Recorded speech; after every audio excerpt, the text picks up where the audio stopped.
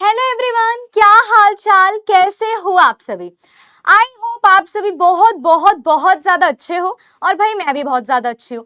आज की क्लास में हमें बात करनी है कि भाई हम एक्चुअल में एट द एंड और फाइनली इंडिया को आजादी मिल जाती है। अब इंडिया को आजादी कैसे मिलती है, क्या सारी चीजें होती है और जो इसके पीछे का स्ट्रगल है, जो हम वैसे भी लास्ट 2 चैप्टर से पढ़ते आ ही रहे हैं कि किस तरीके से भाई सोशल रिफॉर्म्स हुए, ठीक है, फिर क्या स्ट्रगल हुआ इंडिया की फ्रीडम को लेकर, कैसे कांग्रेस बनी, कैसे फिर कांग्रेस में एक सेपरेशन आया है ना, रेडिकल मॉडरेट, ये सारी चीजें हमने पढ़ी। और लास्ट लेक्चर में मैंने आपको छोड़ा था कि भाई फर्स्ट वर्ल्ड वॉर शुरू हो गए थे, है ना, फर्स्ट वर्ल्ड वॉर शुरू हो गया था जिसका इम्पैक्ट इंडियंस पर भी पड़ा था, क्योंकि एक तो इससे इंडिया का पूरा जो मार्केट है वो हिल गया था, पर उसके साथ साथ जो ये ब्रिटिशर्स थे ये इंडिया को यानी कि इंडियन आर्मी को एज अ सोल्जर वहां लेकर गए थे। और जब इंडियन सोल्जर्स वापस आए तो उन्हें उस समय फील हो गया था कि अब हमें भी यही सब करना है, तभी हमें आजादी मिल पाएगी, राइट। तो अब आज के इस लेक्चर में हमें बेसिकली उन इवेंट्स के बारे में पढ़ना है, उन सारी चीजों के बारे में पढ़ना है जिससे finally India got independence, India को आजादी मिल गई। 100 साल से भी ज्यादा भाई ब्रिटिशर्स के गुलाम रहने के बावजूद इंडिया फ्रीडम को लेता है, फ्रीडम मिलती है इंडिया को, लेकिन इसके पीछे की जो एक कहानी है, जो एक पूरा स्ट्रगल है, और फिर एट द एंड जब फ्रीडम मिलती है तो उसके बाद एक भयानक चीज हो जाती है, और वो भयानक चीज है आपका पार्टीशन। और जब वो पार्टीशन होता है, जब वो विभाजन होता है, तब कितने लोगों को क्या क्या सफर करना पड़ता है वो भी हम आज के इस चैप्टर में पढ़ेंगे। तो हम शुरुआत करते हैं इंडिया विंस फ्रीडम की, फाइनली इंडिया को आजादी मिल गई। बेसिकली इस चैप्टर में हम बेटा बहुत सारी चीजें कवर करने वाले हैं, जैसे कि first world war, home rule movement, Lucknow session, Mahatma Gandhi जब आ गए थे साउथ अफ्रीका से, उन्होंने क्या क्या कैंपेनिंग की, ठीक है, जलियांवाला बाग पढ़ेंगे हम, ठीक है, Chaura Chauri incident, quit India movement, ऐसे ही बेटा बहुत सारी चीजें हमें आज के इस लेक्चर में पढ़नी है। कुछ पॉइंट हो सकता है कि यहाँ पर ना लिखे हो, लेकिन इस चैप्टर के सारे डिटेलिंग पॉइंट हमें पढ़ने हैं। अब होता क्या है, the first world war and the home rule movement. First world war में मैंने आपको बताया था कि जो ब्रिटेन है वो ऑब्वियसली पार्टिसिपेट करता है। अब जब ब्रिटेन पार्टिसिपेट करता है बेटा, तो एक्चुअल में क्या होता है, इंडियन सोल्जर्स भी वहां जाते हैं, सपोर्ट करते हैं, ये लोग जबरदस्ती लेके जाते हैं कि भाई चलो हमें सपोर्ट करो, तो इंडियन सोल्जर्स जो है वो जाते हैं, सपोर्ट करते ही नहीं। बट अब जब ये वापस आते हैं तो इंडियन सोल्जर्स ने एक डिमांड रख दी कि भाई हमें सेल्फ गवर्नमेंट चाहिए या होम रूल चाहिए, ये भारत हमारा घर है और अपने घर पर हम खुद रूल कर लेंगे, हमें आपकी जरूरत नहीं है, ठीक है। तो इन्होंने ये चीज बोली, इन्होंने बोला कि भाई हमें क्या दो, सेल्फ गवर्नमेंट दो, हमें हमारी आजादी दो, हम खुद रूल कर लेंगे, अब हमें तुम्हारी छोटी सी भी थोड़ी सी भी कोई भी जरूरत नहीं है। एनी बेसेंट ने बेटा होम रूल मूवमेंट शुरू किया, डॉक्टर बाल गंगाधर तिलक और बहुत सारे कांग्रेस और मुस्लिम लीग के मेंबर्स ने इन्हें ज्वाइन किया, ठीक है, और फाइनली पिटीशंस भेजी गई और बहुत सारे मास मूवमेंट्स किए गए कि अब हमें सेल्फ रूल चाहिए, अब आप लोग भैया यहाँ से अपना बोरा बिस्तर उठाओ और यहाँ से वापस चले जाओ, क्योंकि अब हम आपको और ज्यादा नहीं सह सकते, बहुत सह लिया आपको, ठीक है। तो ये जो मैंने पढ़ाया उसका लॉन्ग पॉइंट।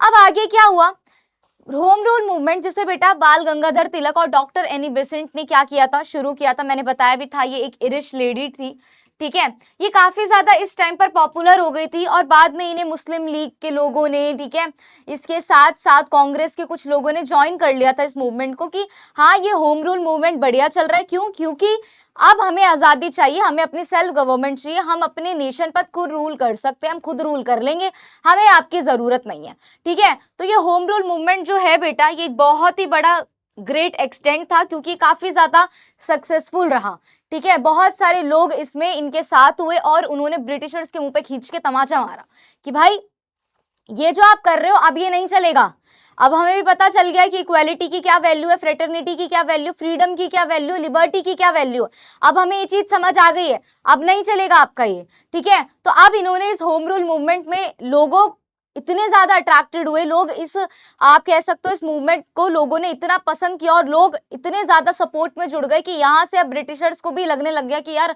हिल तो रही है हमारी रूट्स, अब हम हिल रहे हैं, हमारी जड़ें हिल रही हैं यहाँ से। फिर इतने में बेटा 1916 में होता है आपका लखनऊ का सेशन।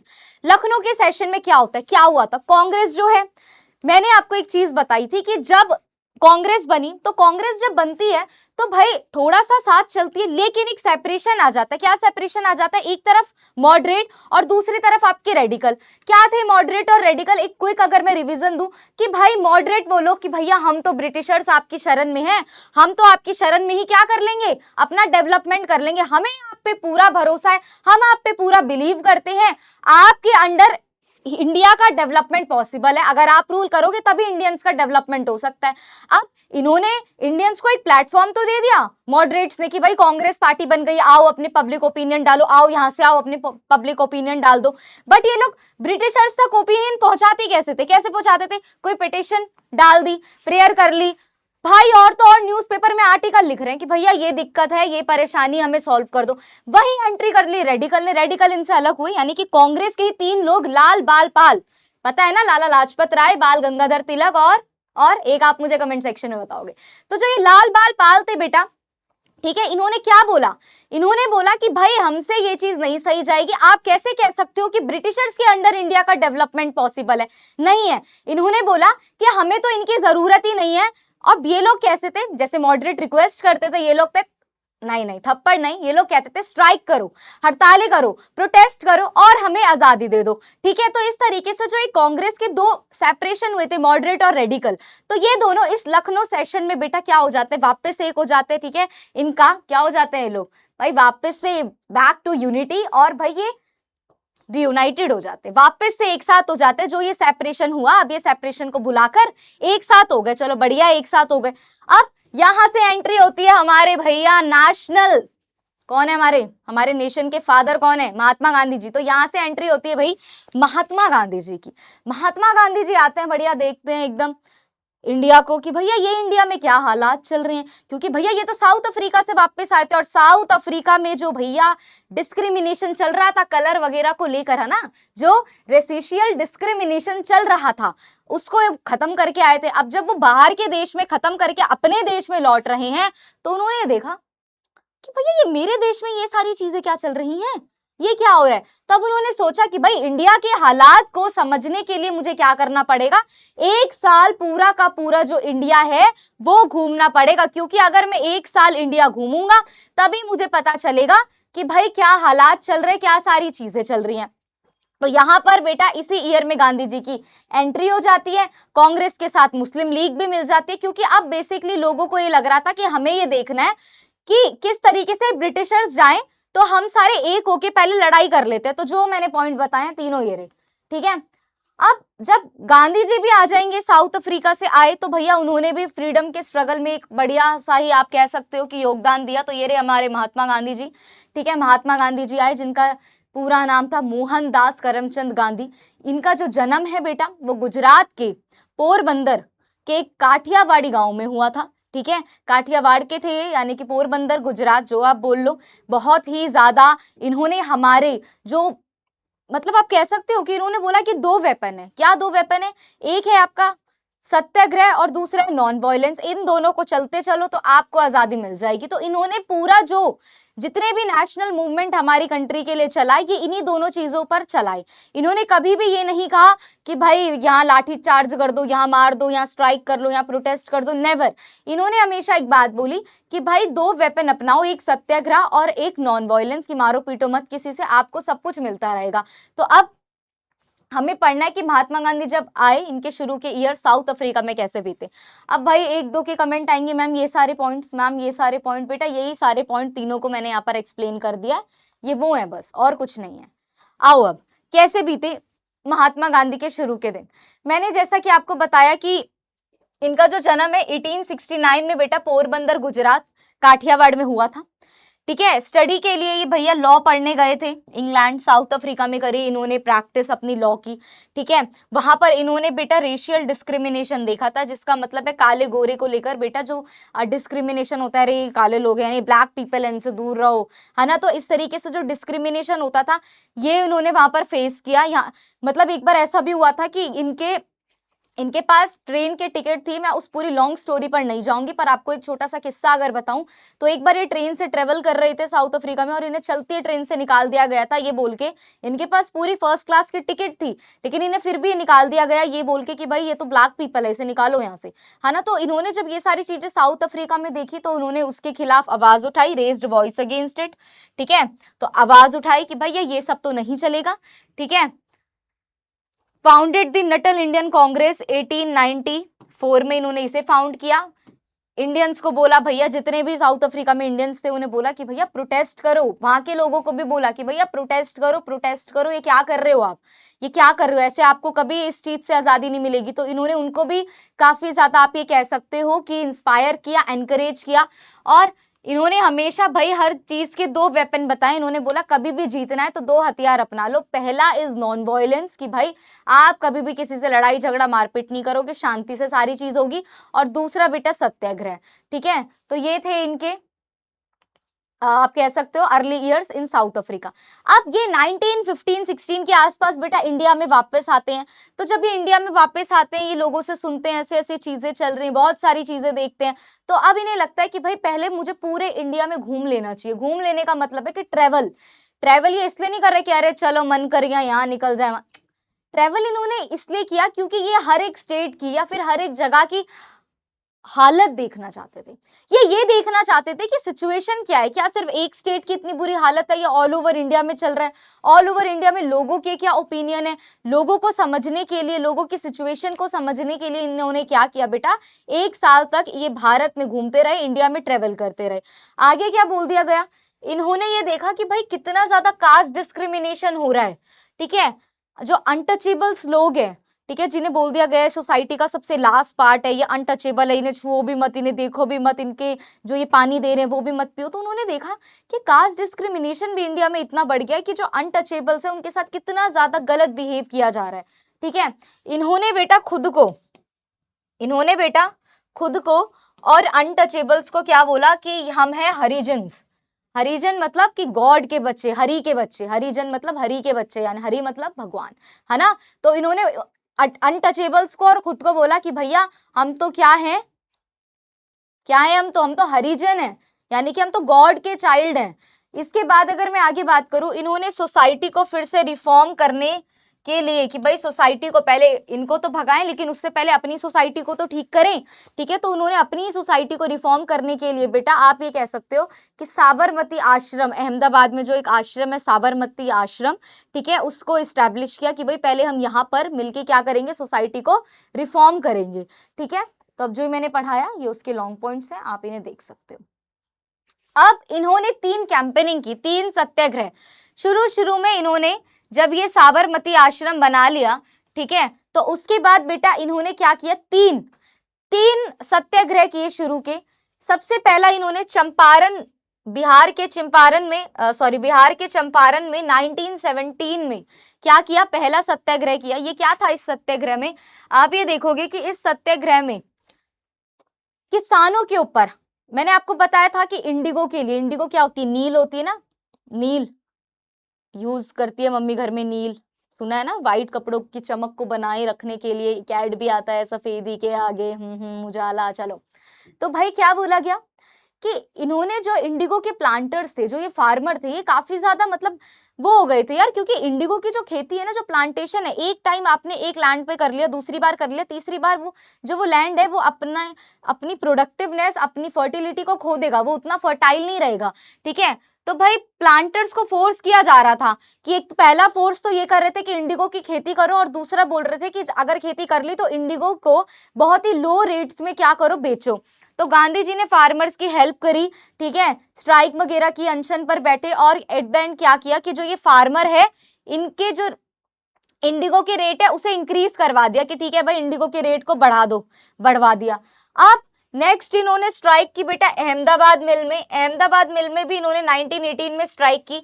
यहाँ पर अहमदाबाद मिल में जो ये फैक्ट्री थी यहाँ पर एक, वहां पर मजदूर ये कह रहे थे कि यार ये हमसे पूरा टाइम काम करवाता है हमारा मिल का मालिक, और हमें बहुत ही खराब कंडीशन में रखता है, वर्किंग कंडीशन बहुत ही ज्यादा खराब है, वेरी पुअर, और हमारी सैलरी भी नहीं देता, हमारे जो वेजेस है वो बहुत कम देता है। तो यहाँ भी जो गांधी जी है बेटा उन्होंने स्ट्राइक की, तो जो मिल का मालिक था, ठीक है, वो आया, उसने गांधी जी से माफी मांगी और क्या किया कि इनकी जो सैलरी है वो बढ़ा दी, इनके वेजेस को इंक्रीज कर दिया। दूसरा सत्याग्रह ये था।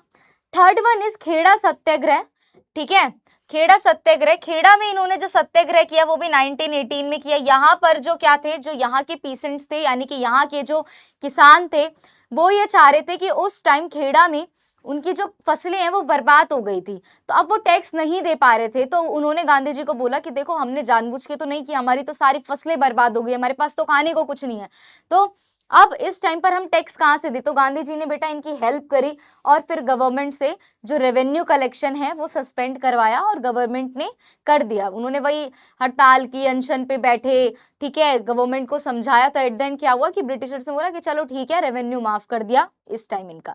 तो ये शुरू के थोड़े बहुत 3-4 सत्याग्रह उन्होंने जो आते ही किए वो थे, लेकिन अब कुछ ऐसे सत्याग्रह भी होंगे, कुछ ऐसे मूवमेंट भी बड़े बड़े होंगे कि जहां आपको लगेगा कि वाह भाई इस आदमी ने तो कमाल कर दिया, है ना। चलो, अरे चलो, चंपारण सत्याग्रह जो कि मैं आपको बता चुकी हूँ, ये उसकी डिटेलिंग है कि गांधी जी ने बेटा चंपारण मूवमेंट चलाया था, indigo at very low rate वाला, ठीक है, तो ये मैं आपको बता चुकी हूँ। इसके बाद अहमदाबाद मील हड़ताल, ये भी मैं आपको बता चुकी हूँ। फिर खेड़ा सत्याग्रह, ये भी मैं आपको बता सकती हूँ। आपको यहाँ भी दिख रहा है कि कितने छोटे छोटे पॉइंट्स हैं, क्योंकि इन्हें शॉर्ट में ही पढ़ना है, आपकी बुक में भी है कि इन्हें शॉर्ट में पढ़ना है, ठीक है। तो ये हमने अभी शुरू के 3 सत्याग्रह की बात कर ली, ठीक है, कर ली। अब हम पढ़ने वाले मॉन्टेग्यू चेम्सफोर्ड रिफॉर्म्स की। भाई ये मॉन्टेग्यू के क्या रिफॉर्म्स थे, आओ जरा पढ़ते हैं। अब ये जो रिफॉर्म है बेटा ये 1919 में आया और इसी में आया रॉलेट एक्ट। क्या था ये, आओ पढ़ते हैं। भाई इसमें बोला गया कि भाई 2 हाउसेस बना देंगे, एक आपका imperial and second one is council of state, कि भाई हम आपके 2 हाउसेस बना रहे हैं, ठीक है, पहला imperial and second council of state. अब इसमें बोला गया कि प्रोविंसेस को किसमें 2 पार्ट्स में डिवाइड कर देंगे, एक रिजर्व्ड में और एक ट्रांसफर्ड में। क्या बोला इन्होंने बोला कि जो प्रोविंसेस है इन्हें हम 2 पार्ट में डिवाइड कर देंगे, एक होगा रिजर्व्ड और दूसरा होगा ट्रांसफर्ड, ठीक है। अब रिजर्व और ट्रांसफर क्या है वो आप मुझे कमेंट सेक्शन में बताओगे जरूर, क्योंकि मैंने वैसे भी बहुत बार बताया हुआ है। अब जिसे नहीं भी बताया तो आप मुझे एक बार कमेंट सेक्शन में बताओगे कि किसे बोलते हैं रिजर्व्ड और किसे बोलते हैं ट्रांसफर्ड, ठीक है।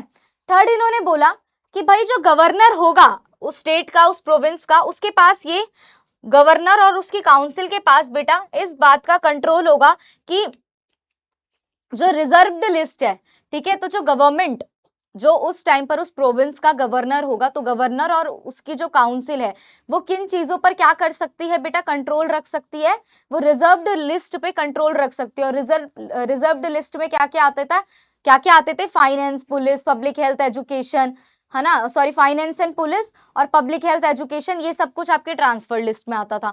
तो इन्होंने क्या बोला कि भाई रिजर्व्ड लिस्ट पे जैसे कि फाइनेंस का कोई फाइनेंस से रिलेटेड कोई चीज है, रेवेन्यू से रिलेटेड कोई चीज है, पुलिस से रिलेटेड कोई चीज है, तो ये है रिजर्व लिस्ट का पार्ट जिसपे पूरा कंट्रोल किसका होगा, गवर्नर का होगा, ठीक है। इसके आगे इन्होंने क्या बोला कि भाई जो ये एक्ट आया, इन्होंने कहीं से भी गवर्नमेंट की डिमांड को सेटिस्फाई नहीं किया।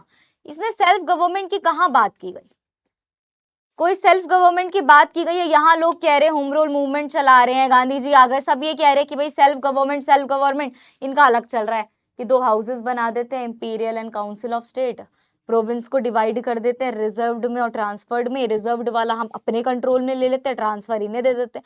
अरे भैया इस पूरे में कहीं आपने सेल्फ गवर्नमेंट की बात करी, कहीं पे आपने एक पॉइंट पे कहा कि आपको सेल्फ गवर्नमेंट दे रहे हैं, हम आपको दे रहे हैं, आपकी मर्जी है, आप कैसे भी रूल करो, ठीक है। तो ये जो गवर्नमेंट ऑफ इंडिया का एक्ट आया था 1990 का, ठीक है, 1919 का जो ये एक्ट आया, जिसे मैंने आपको बता दिया कि मॉन्टेग्यू चेम्सफोर्ड रिफॉर्म्स कहते हैं, इससे लोग खुश नहीं हुए।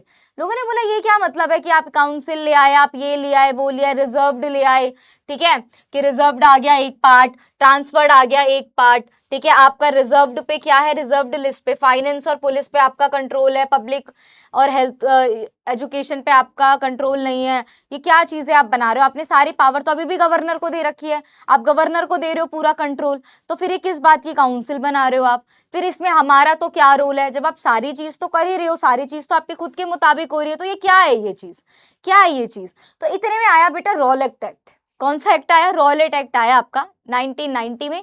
ये एक ऐसा एक्ट था जिसका एक सिंपल सा मतलब था कि इंडियंस की आवाज को दबा दो, इंडियंस की मूवमेंट को दबा दो, इनके ओपिनियन को सप्रेस कर दो, हर चीज को दबा दो बस, ठीक है। तो ये था आपका रॉलेट एक्ट। क्या था ये रॉलेट एक्ट भाई?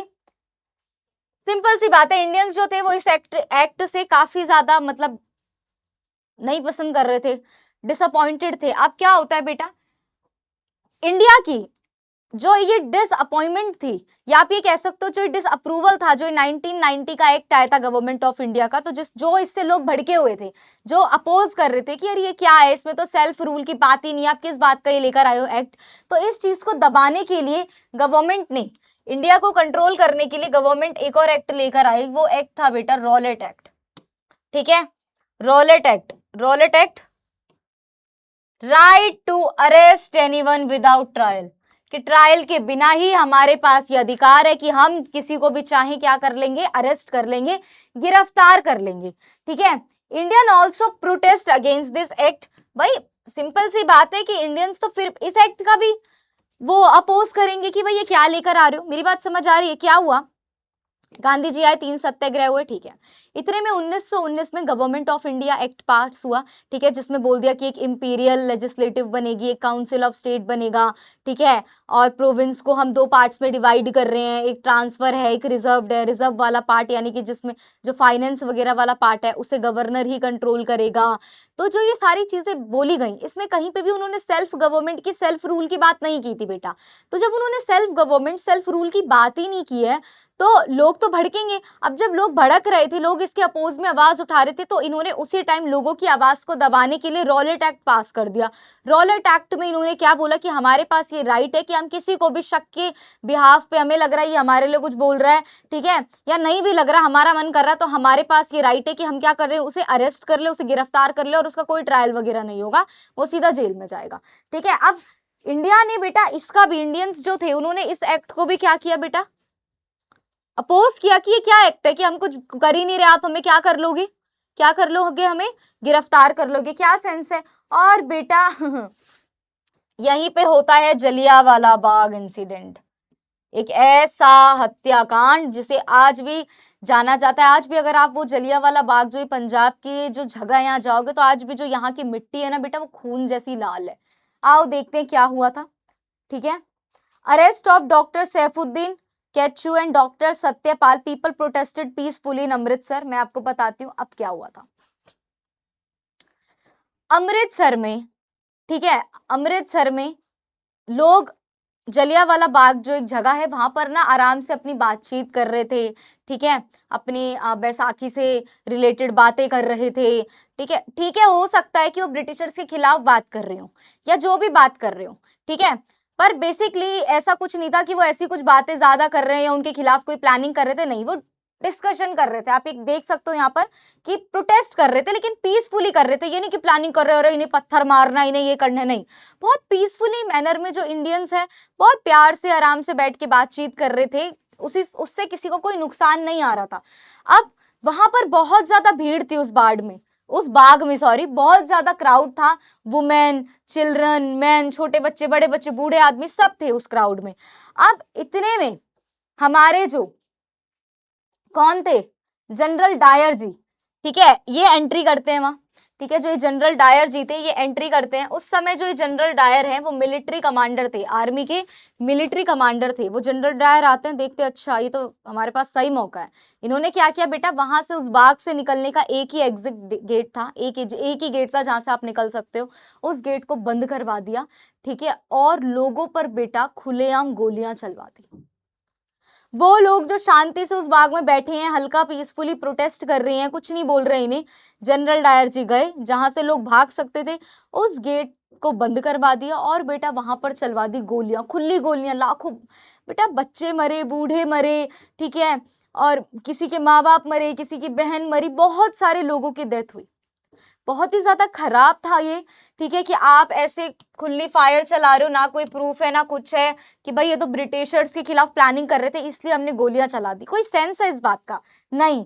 Thousand of people died. मैंने आपको बोला आज भी वो मिट्टी लाल है, हजारों से हजारों लोग मरे थे बेटा उस इंसिडेंट में। जो ये इंसिडेंट हुआ जलियांवाला बाग में, इसमें हजारों लोग मरे बेटा। और आपको पता है इसका रिएक्शन क्या निकला? जब इतना बुरा ये चीज हो गई, इतनी बुरी ये चीज जनरल डायर ने करवा दी, तो इसका रिएक्शन ये निकला कि रविंद्रनाथ टैगोर ने अपना जो नाइटहुड, जो उन्हें अवार्ड मिला था, वो वापस कर दिया। ठीक है, गांधी जी को एक मेडल मिला था, केसरी ए हिंद, ठीक है, ये इन्होंने वापस कर दिया कि ले लो अपना मेडल, हमें नहीं चाहिए। और उन्होंने उसके बाद बेटा नॉन कॉर्पोरेशन मूवमेंट यानी कि एनसीएम शुरू कर दिया। एनसीएम मतलब कि नॉन कॉर्पोरेशन मूवमेंट, असहयोग आंदोलन, कि ब्रिटिशर्स को किसी भी तरीके का कोई भी सपोर्ट प्रोवाइड ना करो। तो ये चीज यहाँ पर होती है। ठीक है, तो यही था आपका रॉलेटेक, जो भी मैंने आपको बता दिया है, आप यहाँ पे देख सकते हो। ठीक है, ये बेटा ये एक गिव मी अ सेकेंड।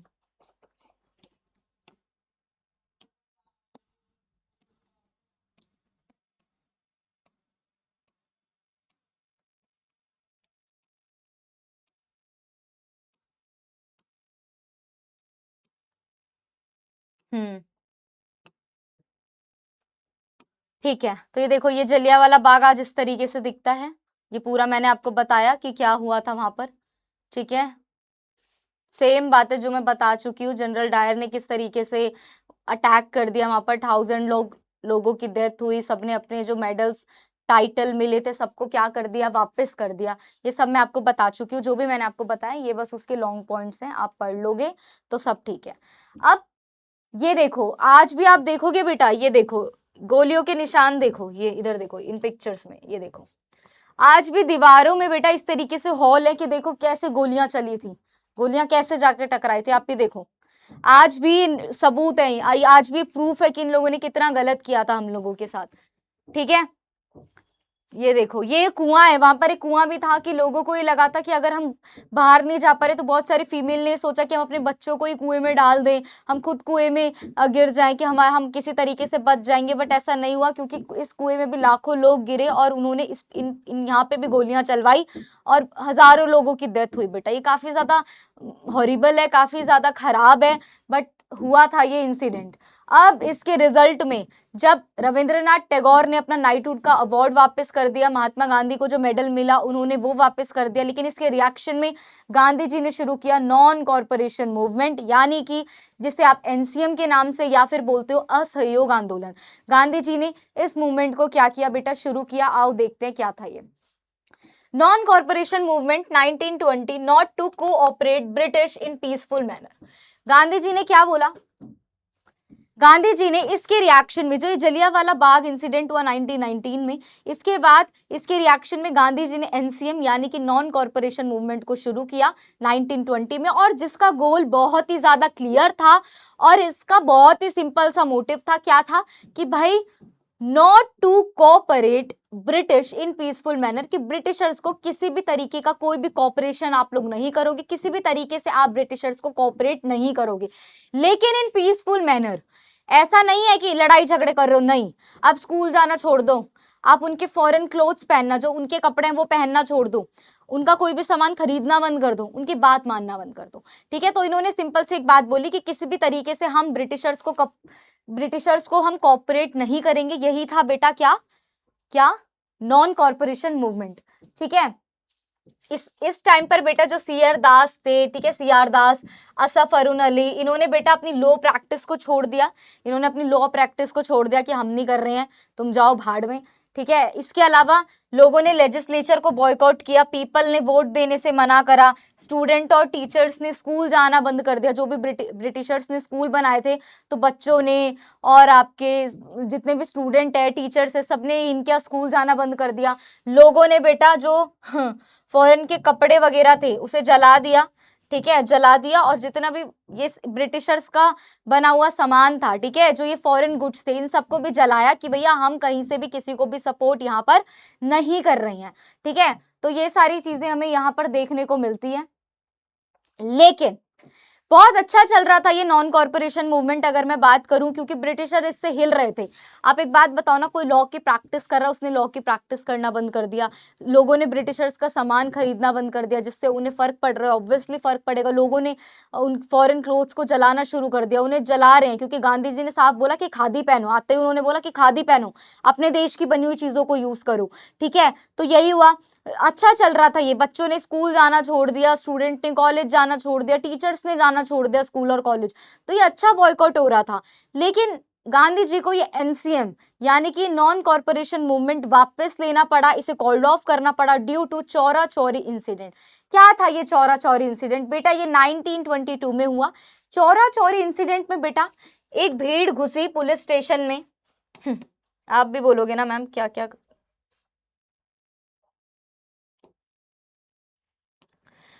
क्या हुआ था बेटा? एक भीड़ घुसी बेटा, ये चौरा चौरी की बात है, चौरा चौरी की जगह है। वहां पर पुलिस स्टेशन में, वहां के पुलिस स्टेशन में एक भीड़ घुसी और उन्होंने वहां पर घुस के 22 पुलिसमैन को मार दिया, 22 पुलिस वालों को मार दिया गया।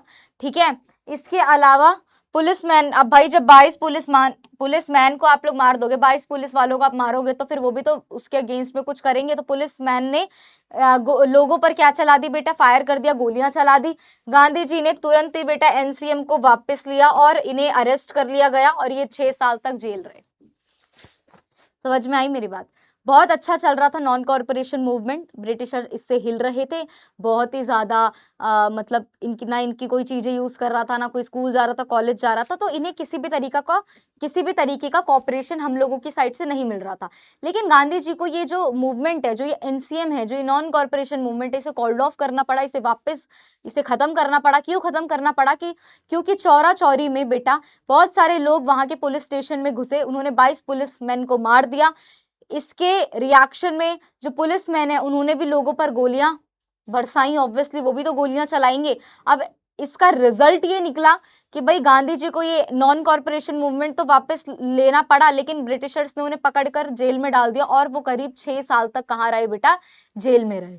तो 6 साल तक ये चीजें चलती रही। ठीक है, तो ये बस उसके लॉन्ग पॉइंट है, आप यहाँ पर देख लोगे।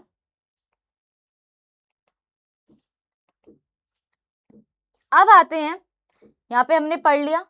ठीक है, अब हम पढ़ते हैं बेटा क्या? खिलाफत मूवमेंट। खिलाफत मूवमेंट, दो भाई थे बेटा, टू सैयद ब्रदर्स, मोहम्मद अली और शौकत अली, अगर आपने सुना हो। दो भाई क्या थे? दो सैयद ब्रदर थे, मोहम्मद अली एंड शौकत अली। ठीक है, ये खिलाफत मूवमेंट चला रहे थे। ये भी बेटा ब्रिटिशर्स जो टर्की के सुल्तान के साथ इनजस्टिस कर रहे थे, ठीक है, उसके अगेंस्ट में था। और बहुत सारे जो मुस्लिम हैं, a large number of Muslim join this movement, बहुत सारे मुस्लिम्स ने इस मूवमेंट को, खिलाफत मूवमेंट को ज्वाइन किया था। ये जो मूवमेंट है काफी ज्यादा पॉपुलर बन गया था, कांग्रेस के लीडर्स ने भी इसे ज्वाइन किया था। आप सोचो है क्या कि दो सैयद ब्रदर थे, मोहम्मद अली, शौकत अली, उन्होंने खिलाफत मूवमेंट शुरू किया। किसके खिलाफ? ब्रिटिशर्स के खिलाफ, क्योंकि ब्रिटिशर्स जो हैं वो सुल्तान ऑफ टर्की के साथ बहुत ही ज्यादा इनजस्टिस कर रहे थे। ठीक है, तो बहुत सारे मुस्लिम्स जो हैं वो इस मूवमेंट में जुड़ते हैं, बहुत सारे इंडियंस भी जुड़ते हैं, बहुत सारे, आप ये कह सकते हो कि कांग्रेस भी इसको सपोर्ट करती है, क्योंकि ये बहुत ही ज्यादा पावरफुल बन गया था। ये हैं वो दोनों ब्रदर्स, ठीक है, मोहम्मद अली एंड शौकत अली। आप इनकी पिक्चर यहाँ से देख सकते हो। चौरा चौरी इंसिडेंट जो मैं आपको बता चुकी हूँ, ये आप देख लो। ये है चौरा चौरी इंसिडेंट के प्रॉपर पॉइंट। गांधी जी को अरेस्ट कर लिया गया और वो 6 साल जेल में रहे। अब after the withdrawal of NCM, Congress got divided. अब जब एनसीएम खत्म हो गया तो कांग्रेस फिर से डिवाइडेड हो गई। ठीक है, कांग्रेस जो है वो फिर से डिवाइडेड हो गई। एक डिवाइडेड हुई है प्रो चेंजर में और एक हुई है नो चेंजर में। ठीक है, प्रो चेंजर्स क्या थे और नो चेंजर्स क्या थे, ये मैं आपको बताती हूँ, मुझे एक सेकेंड दो बस।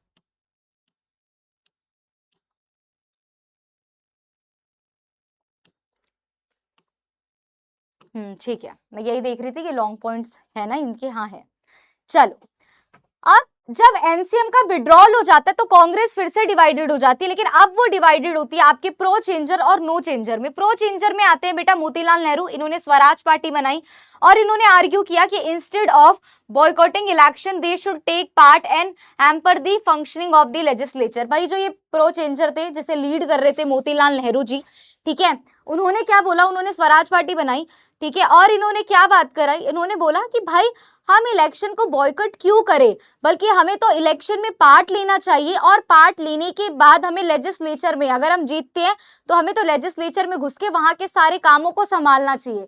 वही अगर मैं नो चेंजर की बात करूं तो यहाँ पर बेटा सीआर दास, वल्लभ भाई पटेल, राजेंद्र प्रसाद थे, ठीक है, focused on opposing participation in election, ये अपोज कर रहे थे इलेक्शन में पार्टिसिपेट करने से, ये मना कर रहे थे, और इनका पूरा फोकस था खादी और चरखे पे कि भाई अपनी देश की चीजों को प्रमोट करो, खादी को प्रमोट करो, चरखे को प्रमोट करो। अब क्या होता है, Russian predation inspired growth of nationalist ideas, जैसे कि भाई आपके लीडर्स थे जैसे कि नेहरू जी, सुभाष चंद्र बोस, है ना, ये लोग वर्क कर रहे थे, किस लिए काम कर रहे थे ये लोग, ये काम कर रहे थे कि जो भी कंडीशन है किसानों की उसको इम्प्रूवमेंट किया जाए और जो लोग हैं उनके बीच यूनिटी को फॉर्म किया जाए। ऐसे में बेटा सरदार वल्लभ भाई पटेल जो हैं वो बारदोली में बेटा किसानों के लिए क्या करते हैं, एक सत्याग्रह को प्लान करते हैं, और एमएन रॉय जो हैं वो एक कम्युनिस्ट पार्टी इंडिया में बनाते हैं 1925 में। अभी हम ये बात कर रहे हैं कि जो 6 साल जब गांधी जी जेल में रहे ना, 1922 से लेकर जब 6 साल तक गांधी जी जो है वो जेल में रहे, तो उस टाइम क्या क्या हुआ, उस टाइम ये हुआ कि कांग्रेस का फिर से डिवीजन हो गया प्रो चेंजर नो चेंजर में। प्रो चेंजर कह रहे थे कि हमें इलेक्शन को बॉयकॉट नहीं करना चाहिए, ठीक है, हमें क्या करना चाहिए, हमें पार्टिसिपेट करना चाहिए और लेजिस्लेचर में घुस के क्या करें, घुसते हैं और घुस के सारी चीजों को, वहां के फंक्शन को संभालना चाहिए। जो नो चेंजर थे वो अपोज कर रहे थे इलेक्शन में पार्टिसिपेशन को, ठीक है, और ये खादी को प्रमोट कर रहे थे, चरखा को प्रमोट कर रहे थे, तो ये हो रहा था। दूसरी तरफ बेटा जो नेहरू जी जैसे, बोसे जैसे जो लीडर थे बेटा, ये लोगों के बीच यूनिटी कैसे बनाई, इस चीज पे काम कर रहे थे, किसानों की वर्किंग कंडीशन को कैसे इंप्रूव किया जाए, इस चीज पे काम कर रहे थे। इसके साथ साथ बेटा सरदार वल्लभ भाई पटेल जो हैं उन्होंने एक सत्याग्रह ऑर्गेनाइज करवाया किसानों के लिए बारदोली में। वहीं दूसरी तरफ बेटा एमएन रॉय ने एक कम्युनिस्ट पार्टी इंडिया की खोल ली कि हम कम्युनिस्ट पार्टी बना रहे 1925 में। तो ये सारी चीजें चल रही थी, ये सारी चीजें उस टाइम पर चल रही थी जब तक गांधी जी जेल में थे। अब बेटा कुछ इंडियंस ऐसे भी थे जो गांधी जी के आइडियाज से एग्री नहीं करते थे, ठीक है, कुछ इंडियंस बेटा ऐसे भी थे जो गांधी जी के आइडियाज से एग्री नहीं करते थे, क्योंकि उन्हें लगता था कि भाई कब तक यही कि हम सत्याग्रह करते रहे, आप जेल में बैठे हो, ठीक है, हम नॉन वायलेंस के रास्ते पे चलते रहे, हम सत्याग्रह पे चलते रहे और हमें तो कुछ मिल ही नहीं रहा है ना। आप खुद तो समझो कि ये क्या लॉजिक है। उनका सिर्फ इतनी सी डिमांड थी कि भाई हम क्या करें, ऐसे कब तक बैठे, ये लोग इतने प्यार से आजादी देने वाले नहीं है। अब इनमें वो लोग थे बेटा जिनके मेथड थे कि भाई अगर ये लोग नहीं मान रहे तो फाइट करो, ठीक है, बॉम्बिंग, बम बम डालो। इनके आइडियाज बहुत ज्यादा रिवॉल्यूशनरीज थे, ठीक है, और इनका था कि भाई ब्रिटिशर को किसी भी तरीके से इंडिया से निकालो, उखाड़ो और बाहर फेंक दो, मारना पड़े मार दो, लड़ाई करनी पड़ रही है लड़ाई करो, बम फेंकना पड़ रहा है बम फेंको, पर इसे निकालो। जरूरी नहीं है कि हमेशा आप नॉन वायलेंस सत्याग्रह को फॉलो करते रहोगे तो आप जीत जाओगे। अब इसमें से एक ऐसा नाम है जो आप में से बहुत लोगों का फेवरेट भी होगा, मुझे भी पसंद है ना, जैसे कि बेटा भगत सिंह हो गए, ठीक है, चंद्रशेखर आजाद हो गए, राम परस एंड बिस्मिल हो गए, सुखदेव हो गए, ठीक है, सुखदेव हो गए आपके, और राजगुरु हो गए, ठीक है। तो ये लोग क्या बोल रहे थे कि भाई ऐसा नहीं होता कि हर बार आप ये बोलो कि नॉन वायलेंस करो, सत्याग्रह पे चलो, हमें आजादी मिल जाएगी। ये थोड़े से गांधी जी से एग्री नहीं करते थे, गांधी जी को सपोर्ट नहीं कर रहे थे, और इनका था कि भाई मारना है मारो, लड़ाई करनी है लड़ाई करो, फांसी देनी है उन्हें फांसी दो, हमें फांसी लग रही है हम फांसी पे चढ़ जाएंगे, लेकिन इन्हें उखाड़ के फेंको, क्योंकि अब प्यार से ये लोग नहीं मानेंगे। इन्होंने बहुत साल इंडियन को टॉर्चर कर दिया है, अब इतना टाइम नहीं है कि इन्हें प्यार से मनाओ, इन्हें बोलो कि भाई नहीं नहीं नहीं आप मान जाओ, आप मान जाओ, ठीक है। इन्होंने बेटा फिर क्या किया, 1924 में हिंदुस्तान रिपब्लिकन एसोसिएशन बनाया, ठीक है, 1928 में इसे रीनेम कर दिया और नया नाम क्या रखा, Hindustan socialist Republican association. I hope यहाँ तक आपको ये चीजें क्लियर रही होंगी। मुझे बस 1 सेकंड दो, मैं थोड़ा सा पानी पी लेती हूँ, है ना। तो आई होप यहाँ तक आपको ये सारी चीजें बेटा क्लियर हो गई होंगी।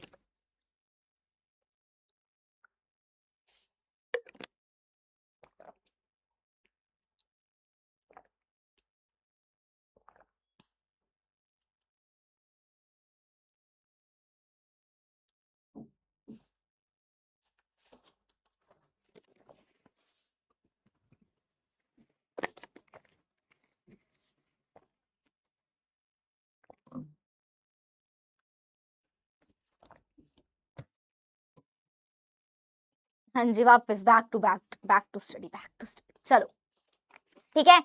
तो इस तरीके से ये लोग ऐसे भी थे, राजगुरु, सुखदेव, है ना, भगत सिंह जैसे, है ना, चंद्रशेखर आजाद जैसे, जो गांधी जी से एग्री नहीं कर रहे थे। उनका यही कहना था कि भाई मत करो ये, अब ये लोग ऐसे नहीं जाएंगे, इन्हें मारो पीटो और बस इन्हें निकालो, ठीक है। फिर इन्होंने बेटे 1925 में 1924 में एक पार्टी बनाई, हिंदुस्तान रिपब्लिकन एसोसिएशन। 1928 में इसका रीनेम कर दिया, और रीनेम क्या रखा इन्होंने नाम रखा फिर हिंदुस्तान सोशलिस्ट रिपब्लिकन एसोसिएशन। अब इसके बाद क्या होता है, जो इन्होंने कुछ इवेंट्स किए, ऐसे क्रांतिकारी इवेंट, रिवॉल्यूशनरीज इवेंट जो इन्होंने किए, क्या किया, काकोरी कॉन्स्पिरेसी केस क्या है बेटा, इन लोगों ने एक ट्रेन जा रही थी, एक लोकल ट्रेन जा रही थी जिसमें गवर्नमेंट का बहुत ज्यादा पैसा था, ठीक है। उनका क्या पैसा, पैसा तो हमारा ही था पर नाम इनका होता है, ठीक है। तो इन्होंने इस ट्रेन में क्या किया बेटा, गवर्नमेंट के पैसों को लूट लिया। ट्रेन जब एक स्टेशन पे रुकी तो ये लुटेरे बनकर, मतलब इनकी जो पूरी फौज थी, घुसे और लूट लिया ट्रेन को, ठीक है। तो ये इन्होंने किया कि भैया इनसे इनका पैसा छीनो, लूट लिया, ट्रेन में गए और ट्रेन से सारा पैसा ले लिया। 1928 में क्या किया, लाला एक सेकेंड 1928 में इन्होंने बेटा एक ब्रिटिश पुलिस ऑफिसर को मार दिया, जिसने लाला लाजपत राय को क्या किया था, इंजर्ड किया था।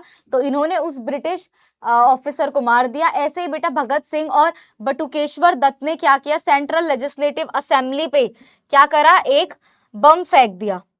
तो ये इस तरीके से काम कर रहे थे कि ट्रेन को लूट लिया, सारा पैसा निकाल लिया, जिससे ब्रिटिशर्स ऑब्वियसली जब उनसे उनके पैसे छीन लिए तो वो कमजोर हो जाएंगे, है ना। तो ये चीज इन्होंने कर ली, ब्रिटिश पुलिस ऑफिसर्स को मारा, बदला ले रहे कि अच्छा तुमने उसे चोट पहुंचाई थी ना, हम इसे मार रहे हैं, ठीक है। या ये कहीं पे मीटिंग कर रहे हैं, पब्लिक मीटिंग चल रही है, तो ये इन्होंने उस पर बम फेंक दिया, ठीक है। तो ये इस तरीके से काम कर रहे थे। अब इसका आउटकम ये निकला कि ब्रिटिश अब इस आंदोलन को दबाने लग गई, और उन्होंने क्या किया 1931 में बेटा, 1931 में उन्होंने भगत सिंह, सुखदेव और राजगुरु को बेटा फांसी दे दी, हैंग टू डेथ। क्योंकि इनके जो आइडियाज थे ना वो थोड़े रिवॉल्यूशनरीज थे, ब्रिटिशर्स को पता चल गया था ये तो हमें इस तरीके से मार रहे हैं, पीट रहे हैं, अब हमें इन्हें रोकना तो पड़ेगा। वो रोकने के लिए क्या करते, इन्हें समझाते, तो ये समझते। आपको लग रहा है कि जब किसी ने इतना अत्याचार सह लिया, ठीक है, अब वो इनकी बात मानेगा कोई, ठीक है। तो ऑब्वियसली ये लोग भगत सिंह, राजगुरु और सुखदेव को और इनकी पूरी फौज को रोकने के लिए इन्हें ये स्टेप लेना पड़ा, और इन्होंने बेटा राजगुरु, भगत सिंह और सुखदेव को 1931 में फांसी दे दी। अब आप ये बात सोचो कि इन्होंने अपने देश के लिए बेटा फांसी की सजा को एक्सेप्ट कर लिया। आप सोच रहे हो मतलब कितनी बड़ी बात है कि हंसते हंसते फांसी को गले लगा लिया। ये होता है बेटा मतलब कंट्री से प्यार करना, कि ये कितना प्यार करते थे। आज भी भगत सिंह, राजगुरु, सुखदेव को याद करते हैं। हमारे यूथ को तो इनसे इंस्पायर होना भी चाहिए आई गेस, ठीक है। तो ये सारी जो चीजें हैं वो हुई। उसके बाद बेटा 1927 में ब्रिटिशर्स की जो गवर्नमेंट है, जो ब्रिटेन की गवर्नमेंट है, उन्होंने कमीशन इंडिया में भेजा, ठीक है। और उन्होंने बोला कि जो हम ये कमीशन इंडिया में भेज रहे हैं, इस कमीशन का नाम है, क्या नाम है इसका, इस कमीशन का नाम है Simon commission. Sir John Simon इनका नाम था। और ये जो सर जॉन साइमन है, ये अपने साथ वो जो आप कह सकते हो कमीशन, या वो आप कह सकते हो वो कॉन्स्टिट्यूशनल रिफॉर्म का पूरा बोरा अपने साथ लेकर आए थे। तो इसीलिए इनके नाम से इस कमीशन का नाम रख दिया गया साइमन कमीशन। अब इस कमीशन में ये बोला गया कि भाई कमीशन में 7 ब्रिटिश मेंबर होंगे और कोई भी इंडियन नहीं होगा। जो भी बैठक होगी उसमें 7 ब्रिटिशर्स के मेंबर होंगे, लेकिन कोई भी इंडियन नहीं होगा। जब 1928 में ये जो कमीशन है उन्होंने इंडिया में एंटर किया तो इंडिया के लोगों ने बेटा ब्लैक फ्लैग्स दिखाए और उन्होंने बोला गो बैक साइमन। क्या बोला? Go back Simon. क्या मतलब बात है कि आप कॉन्स्टिट्यूशनल रिफॉर्म कर रहे हो, आप हमारा आपने जो भी कॉन्स्टिट्यूशन बनाया उसमें आप कुछ भी चेंज कर रहे हो, कोई भी चेंज कर रहे हो, आप कह रहे हो उसमें ब्रिटिशर्स ही रहेंगे, इंडियंस ही नहीं रहेंगे। तो इंडियंस को इस बात पे बहुत गुस्सा आया कि हमारी कंट्री की बात हो रही है यार, आप क्यों बनाओगे, आप हो कौन ये सारी चीजें करने वाले? ठीक है, तो लोगों ने अपना गुस्सा दिखाया कि जब ये साइमन कमीशन आया, यानी कि सर जॉन ने जब इंडिया में एंट्री ली तो इन्होंने ब्लैक फ्लैग्स को लहराया। ठीक है, और क्या बोला? गो बैक साइमन, साइमन वापस जाओ। इस तरीके के बहुत सारे इन लोगों ने नारे लगाए और ये साइमन कमीशन के खिलाफ हो गए। ब्रिटिशर्स ने इसको सप्रेस करने के लिए, इसे दबाने के लिए बेटा फायरिंग की, लाठीचार्ज किया और इसी लाठीचार्ज में बेटा जो लाला लाजपत राय हैं वो इंजर्ड हो गए और उनकी डेथ हो गई। ठीक है, अब जब इसी डेथ का बदला लिया था बेटा, इसी डेथ का बदला लिया था इन लोगों ने, और इन्होंने जिस ब्रिटिश पुलिस ऑफिसर ने लाला लाजपत राय को चोट पहुंचाई थी उसे मार दिया गया था, मार दिया था, और इसीलिए इन्हें ये फांसी मिली थी। ठीक है, तो ये चीज हुई थी। अब आप रिलेट कर पा रहे होगे कि लाला लाजपत राय को चोट कब लगी थी, कैसे लगी थी। ठीक है, तो ये सारी चीजें अब आप रिलेट कर पा रहे हो कि इसी का बदला लिया था इन लोगों ने। अब 1929 में कांग्रेस लाहौर सेशन होता है। कांग्रेस लाहौर सेशन में जो प्रेसिडेंट थे वो जवाहरलाल नेहरू थे। ठीक है, और यहाँ जवाहरलाल नेहरू ने बोला, पूर्ण स्वराज की बात की इन्होंने। ठीक है, 1929 में बेटा कांग्रेस लाहौर सेशन होता है जहां पर प्रेसिडेंट उस समय इस पार्टी के प्रेसिडेंट थे जवाहरलाल नेहरू जी। इन्होंने बेटा एक ही बात बोली कि पूर्ण स्वराज, यानी कि हमें फुल्ली इंडिपेंडेंस दे दो। इन्होंने वहां पर पूर्ण स्वराज की बात करी। कब बात करी थी बेटा? ये 26 जनवरी 1930 को, बट ये फेल हो गया, नहीं मिला हमें पूर्ण स्वराज, हमें कोई स्वराज नहीं मिला, हमें कोई आजादी नहीं मिली। अब गांधी जी ने शुरू कर दिया दांडी मार्च और सिविल डिसोबीडियंस मूवमेंट। क्या था गांधी मार्च? क्या था? सॉरी, गांधी मार्च नहीं, दांडी मार्च क्या था? मार्च 12, 1930 को गांधी जी ने एक यात्रा शुरू करी, जिस यात्रा को बोला गया दांडी मार्च। एक्चुअल में क्या था बेटा? ये ब्रिटिशर्स जो थे ना बड़े ही तेज थे। अब जो सॉल्ट है बहुत ही ज्यादा कॉमन सी चीज है जिसे भाई हर कोई अपने खाने में यूज करता है, और सिंपल सी बात है कि इन ब्रिटिशर्स ने क्या किया, इन नमक पे, सॉल्ट पे भी ना टैक्स लगा दिया, सॉल्ट टैक्स जिसे बोला गया।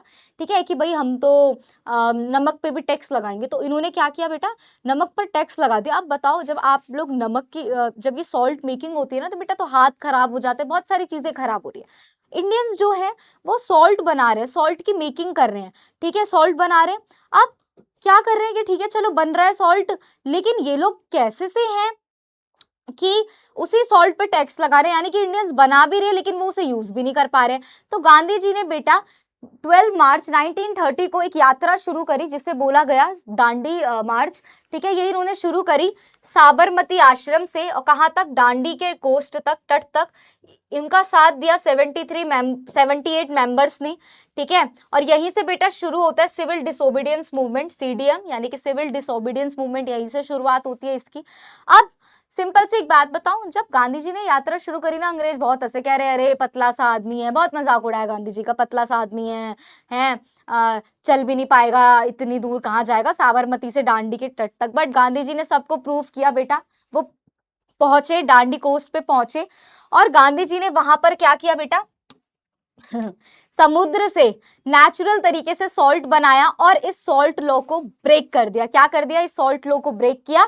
ब्रिटिशर्स का जो ये सॉल्ट लॉ था ये धरा का धरा रह गया, खत्म का खत्म हो गया।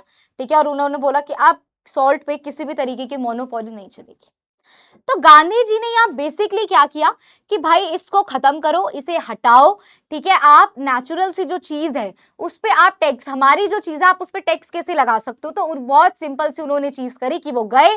ठीक है, साबरमती आश्रम से उन्होंने यात्रा शुरू करी, उनका साथ बहुत लोगों ने दिया, 78 मेंबर्स इस यात्रा में जुड़े। ब्रिटिशर्स ने काफी मजाक उड़ाया लेकिन गांधी जी ने ध्यान नहीं दिया। वो गए, समुद्र के पास पहुंचे, नेचुरल तरीके से सॉल्ट बनाया और इस सॉल्ट लॉ को क्या कर दिया? ब्रेक कर दिया। तो ये चीज हुई। अब जो ये सिविल डिसोबीडियंस मूवमेंट था बेटा, ये एक मास मूवमेंट बन गया। क्यों बन गया? लोगों ने बेटा बॉयकॉट किया ब्रिटिशर्स के सामानों को, गवर्नमेंट ऑफिसेस में जाना बंद कर दिया। अगर कोई इंडियन एज अ पोस्ट भी था, सॉरी एज अ पोस्टेड भी था बेटा, ब्रिटेन की गवर्नमेंट में वो पोस्टेड भी था, तो उसने भी गवर्नमेंट ऑफिसेस जाना बंद करा, फॉरेन गुड्स को यूज करना बंद कर दिया, ठीक है, जलाया इन लोगों ने, जितने भी फॉरेन गुड्स थे, जितने भी ब्रिटेन के गुड्स थे, सामान थे, उसे जलाया। बहुत thousand of people join civil disobedience movement में, हजारों लोगों ने इस मूवमेंट को बेटा ज्वाइन किया। सरोजिनी नायडू इस मूवमेंट की एक इंपॉर्टेंट लीडर बन के हमारे सामने आई, और जो ब्रिटिशर्स है बेटा उन्होंने लाठी, समझ रहे हो, इस मूवमेंट को रोकने के लिए लाठियां चलाई कि मारो पीटो इन्हें और इस मूवमेंट को बंद करो। तो दैट्स इट, ये सब हमने जो पढ़ा है, इसके जो लॉन्ग पॉइंट है वो ये रहे।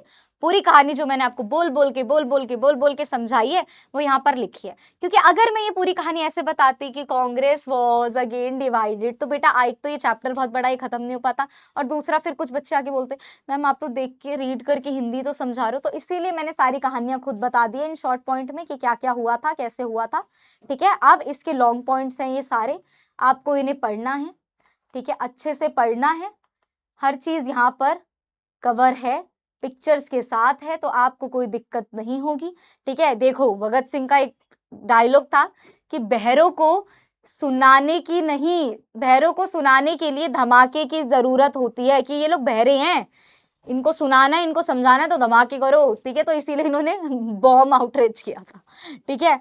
तो बहुत ही ज्यादा स्ट्रांग थे ये, थे बेटा, आप देख सकते हो भगत सिंह, है ना, आप देखो उनकी पूरी टोली, भगत सिंह, चंद्रशेखर आजाद जी, राजगुरु, सुखदेव, है ना, ये सारे थे और इनकी पूरी टीम थी, ठीक है। तो जो भी अभी मैंने पढ़ाया है ये सब उसका वो है, लॉन्ग पॉइंट से, ये आ गए साइमन कमीशन, ठीक है, पूर्ण स्वराज लाहौर सेशन, जहाँ पे बात की गई कि हमें पूरी फुल्ली इंडिपेंडेंस दो, फिर ये आ गया आपका सॉल्ट मार्च, दांडी मार्च, दांडी की यात्रा जो उन्होंने 12 मार्च को शुरू करी थी, ठीक है। फिर आ गया सिविल डिसोबीडियंस मूवमेंट आपका, उसके पॉइंट्स आ गए। अब हम आते हैं राउंड टेबल कॉन्फ्रेंसेस पे, अब हम किस पे आते हैं, राउंड टेबल कॉन्फ्रेंसेस पर। यहां से हम पढ़ते हैं कि भाई क्या थी ये राउंड टेबल कॉन्फ्रेंसेस। आओ, क्या मैम यहाँ पे राउंड राउंड टेबल को घुमाया जा रहा था, और ये सारे मुझे क्यों देख रहे हो, मैं भी पलट के देख लूं, छोड़ो यार, चलो राउंड टेबल कॉन्फ्रेंसेस पढ़ते हैं। 1930 में बेटा फर्स्ट राउंड टेबल हुई, देखो ये राउंड टेबल कॉन्फ्रेंस हुई 1930 में, ठीक है, ये दांडी वांडी मार्च के बाद, ठीक है। फर्स्ट राउंड टेबल कॉन्फ्रेंस में लंदन में हुई है, वहां पर डिस्कस किया गया कि साइमन कमीशन की रिपोर्ट को डिस्कस किया गया, ठीक है, जहां बेटा कांग्रेस ने इसे बॉयकॉट कर दिया था कि भाई हम इसको नहीं मानते, ठीक है।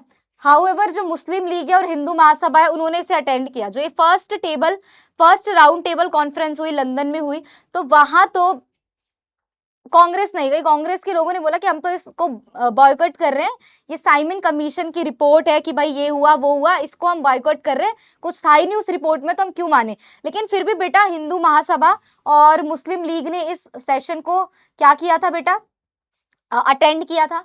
अब यहाँ पर होगा एक 5 मार्च 1931 को गांधी जी और इरविन जी के बीच एक समझौता होगा जिसे बोला गया गांधी इरविन पैक्ट। क्या था ये गांधी इरविन पैक्ट, अब कुछ चीजें हैं जो मैं आपको लॉन्ग पॉइंट से ही पढ़ाऊंगी, पढ़ो।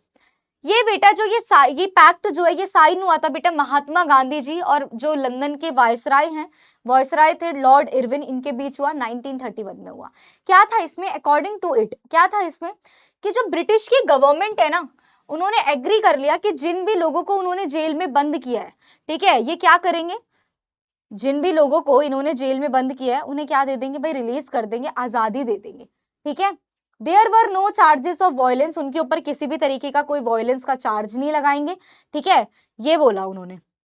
देखो मेरी बात सुनो, क्या मैम क्या बात, ये हुआ था गांधी जी और इरविन जी के बीच एक समझौता हुआ। उस समझौते में क्या बोला गया, गांधी जी ने ये बोला कि भाई आप छोड़ दो उन लोगों को, ठीक है।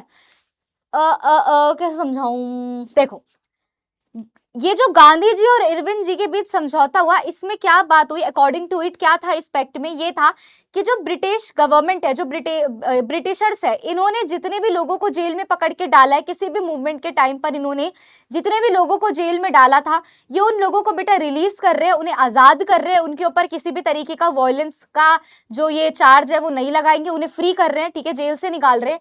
और इन रिटर्न उन्होंने इसके बदले में क्या बोला कि भाई आप जो ये सिविल डिसोबीडियंस मूवमेंट चल रहा है इसे बंद कर लो। तो कांग्रेस ने भी एग्री कर लिया कि ठीक है, हमारे देश के लोगों को छोड़ रहे हैं, ये लोग जेल से निकाल रहे हैं, तो वो भी इस चीज में एग्री कर लेती है और सिविल डिसोबीडियंस मूवमेंट को क्या करती है, बंद कर देती है, खत्म कर देती है। और जो round table, second round table की कॉन्फ्रेंस होने वाली थी, उसमें ये क्या करती है बेटा, पार्टिसिपेट करती है, पार्टिसिपेशन करती है अपना। अब सेकेंड राउंड टेबल जो 1931 में हुई, महात्मा गांधी ने इसको अटेंड किया, ठीक है, इसमें मुस्लिम, सिख, हिंदू, ठीक है, जो इंडिया के उस समय कुछ भी इंडियन के कुछ स्टेट ऐसे भी थे उस टाइम पर जहाँ थोड़े बहुत राजा बचे थे, ठीक है, तो उन राजा वगैरह ने सबने ये जो सेकेंड राउंड टेबल की कॉन्फ्रेंस हुई उसे क्या किया, अटेंड किया, ठीक है। British did not fulfil Gandhi ji demands, भाई सिंपल सी बात है, जब ये वहां गए, बातचीत हुई, तो इधर भी सेकेंड राउंड टेबल कॉन्फ्रेंस में भी ब्रिटिशर्स ने भाई गांधी जी की किसी भी डिमांड को, ज्यादातर डिमांडों को तो फुलफिल नहीं किया, साफ मना कर दिया। तो गांधी जी सबको लेकर वापस इंडिया आ गए और उन्होंने फिर से रिज्यूम कर दिया क्या, सिविल डिसोबीडियंस मूवमेंट फिर से शुरू हो गया। अब ब्रिटिशर्स ने बहुत ही ज्यादा ब्रूटल तरीके अपनाए इस मूवमेंट को चलाने के लिए, उन्होंने लाखों लोगों को क्या कर दिया, जेल में डाल दिया।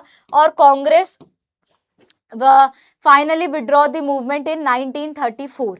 अब एक एक्ट आता है, गवर्नमेंट ऑफ इंडिया एक्ट 1935, बेटा आज इसे मिनी कॉन्स्टिट्यूशन एक्ट भी कहते हैं, क्योंकि हमारे कॉन्स्टिट्यूशन में बहुत सारी चीजें इस एक्ट से भी ली गई थी। अब जब गांधी जी वापस आए सेकेंड राउंड टेबल कॉन्फ्रेंस से, जब ब्रिटिशर्स ने उनकी डिमांड्स को पूरा नहीं किया, एक्सेप्टेबल नहीं किया, तो वापस आ गए, उन्होंने फिर से शुरू कर दिया सिविल डिसोबीडियंस मूवमेंट। जब उन्होंने शुरू कर दिया तो इसके रिप्लाई में इन लोगों ने बहुत ब्रूटली क्या किया, लाखों लोगों को, बहुत इंपॉर्टेंट लीडर्स को पकड़ पकड़ के जेल में डाला, मारा, ठीक है। और फाइनली फिर कांग्रेस ने बंद करवा दिया कि भाई हमें नुकसान भी हो रहा है, बंद करो, चलो। अब 1935 में क्या आता है, एक गवर्नमेंट ऑफ इंडिया एक्ट आता है। इस एक्ट के अकॉर्डिंगली क्या होता है कि भाई यहाँ पर क्रिएशन ऑफ फेडरेशन किया जाता है और बोला जाता है कि इसमें जितने भी प्रिंसली स्टेट है उन्हें भी इंक्लूड किया जाएगा, ठीक है। प्रोविंशनल ऑटोनॉमी की बात करी, इसके अलावा लेजिस्लेचर की पावर को इंक्रीज कर दिया, ठीक है। 2 न्यू प्रोविंसेस बना दिए इन्होंने, उड़ीसा और सिंध को नया बना दिया, एक फेडरल कोर्ट बना दिया, सेंट्रल लेजिस्लेचर को बाइकैमरल कर दिया, ठीक है, बाइकैमरल कर दिया, वॉइस राय को पावरफुल बनाया, लेकिन उसे लेजिस्लेचर का अब रिस्पॉन्सिबल नहीं बनाया, ठीक है। उसे बोला कि अब आप लेजिस्लेचर के लिए वो नहीं हो, रिस्पॉन्सिबल नहीं हो, ठीक है। तो ये सारी चीजें इन्होंने करी और भी बहुत सारे डेवलपमेंट किए बेटा। अब कुछ डेवलपमेंट है, ठीक है, कि इन्होंने बाइकैमरल कर दिया, एक फेडरल कोर्ट का सेटअप कर दिया, ओडिशा और सिंध एक न्यू प्रोविंसेस बना दिए, बहुत सारी पावर को लेजिस्लेचर की पावर को बढ़ा दिया, गवर्नर को पावरफुल बनाया, लेकिन उसे ये बोल दिया गया कि आप लेजिस्लेचर में किसी भी तरीके का कोई पार्टिसिपेशन नहीं करोगे, ठीक है। 1937 में इन्होंने election to the provincial legislature was announce, Congress contested the election and won majority in 7 out of 11 provinces. अब 1937 में बेटा प्रोविंशियल लेजिस्लेचर के लिए इलेक्शन करवाए गए, जहां 11 प्रोविंसेस में से 7 पे जो कांग्रेस है वो जीत गई। इतने में ही सेकेंड वर्ल्ड वॉर शुरू हो गया। British involve India in the war without even consulting the Indian leaders. अब यहाँ पर क्या हुआ, जब ये सेकेंड वर्ल्ड वॉर शुरू हो गया तो ब्रिटिशर्स ने इसमें इंडियंस को बेटा इन्वॉल्व कर लिया। उन्होंने एक बार भी इंडियन से कंसल्ट किया ही नहीं, कुछ कंसल्ट नहीं किया, और फालतू में बिना कंसल्ट किए कि भाई एक बार कंसल्ट ही कर लेता है इंसान, कोई कंसल्ट नहीं किया और क्या किया, वॉर में इंडिया को इन्वॉल्व कर दिया। अब कांग्रेस ने डिसाइड किया कि ठीक है, हम आपको सपोर्ट दे रहे हैं, बट सपोर्ट के बदले में आप हमारे इंडिया को छोड़कर निकल जाओ, ये बोला कांग्रेस ने। कांग्रेस ने क्या बोला कि ठीक है, आपने हमसे नहीं पूछा, इंडिया को इन्वॉल्व कर दिया, हम आपको रोक भी नहीं रहे हैं, ठीक है, आप सपोर्ट, हमारी तरफ से आपको पूरा सपोर्ट है, लेकिन सिंपल सी बात है कि हम इसके बदले में ये चाहते हैं कि आप इंडिया को पूरी तरीके से छोड़कर चले जाओ, हमें हमारी आजादी दे दो। However British refuse this demand. Obvious सी बात है कि ब्रिटिशर्स इस डिमांड को क्यों मानेंगे, उन्होंने इस डिमांड को नहीं माना। अब 1940 में Congress started the individual Satyagraha movement. Congress ने बेटा जगह जगह पर सत्याग्रह मूवमेंट चलाने शुरू करे इस वॉर के अपोज्ड में, और अब ब्रिटिशर को दबाना शुरू करा, लेकिन ब्रिटिशर्स क्या करेंगे, इन्हें अरेस्ट करके जेल में डाल देते। अब फिर आता है आपका क्रिप्स मिशन। अब आने लग भैया, क्रिप्स मिशन आ गया।